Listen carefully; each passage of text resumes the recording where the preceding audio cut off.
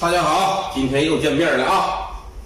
见面了，今天得给大家来个爆料了，就是说，之前咱说的这个一打轮嘎嘎响，嘎啦嘎啦响，响的特别的严重，他就确定是外锈龙的事儿，准确无误就是外锈龙的事儿。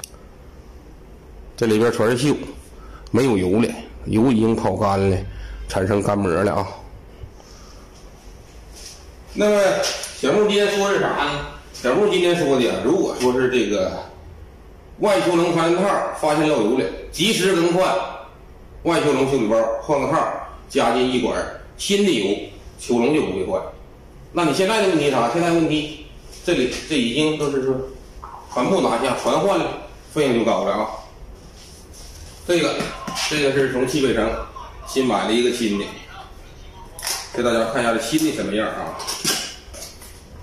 它那个老的里边啊已经有接进去了啊，这个就是新的啊，一个防尘套，一管油，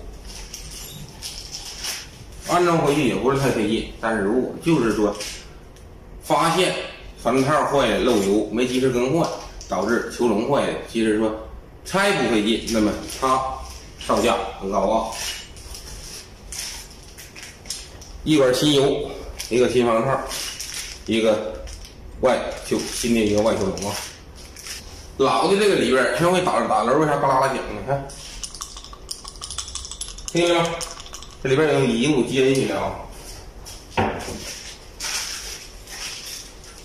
新的我给大家晃晃啊，这里边滚珠子没有磨损。